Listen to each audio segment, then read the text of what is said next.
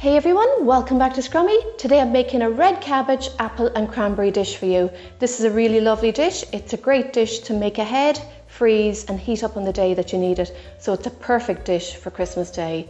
Alright everyone, let's get started. The first job is to cut up the red cabbage. Cut the cabbage in half lengthwise and use a sharp knife. Just be careful cutting it as it can be quite hard to cut. I'm going to cut up one half at a time. First off, I'm going to remove the core, slice it up and slice the cabbage nice and thin. Don't leave it too thick. This is ready, so let's get it into the slow cooker. I've already cut up the other half and placed it in the slow cooker.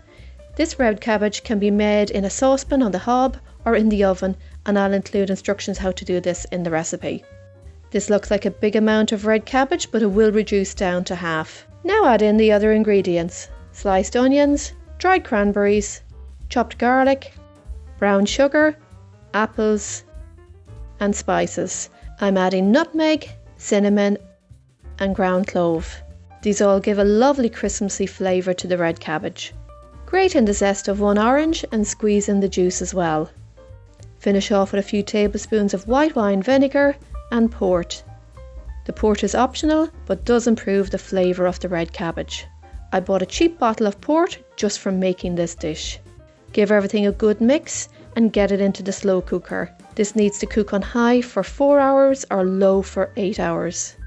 It's ready, give it a good stir up and you can see that it has reduced down by half. It smells wonderful. I'm going to get this into a casserole dish so you can see how good it is. This really is a lovely recipe, and all I can say is if you've never had red cabbage, you've got to try it. I know you'll love it. This is ready for the freezer. I freeze it in the casserole dish. I cover it in a layer of cling film and tin foil, freeze it, and then I take it out Christmas Eve and just heat it on Christmas Day. Another great way to freeze it is just pop it into a freezer bag. These take up a lot less room, so you get lots more into your freezer over Christmas. So that's it for the video today. I really hope you enjoyed it. Stay tuned because I've got lots more videos coming up with desserts and sides that you can have on Christmas Day.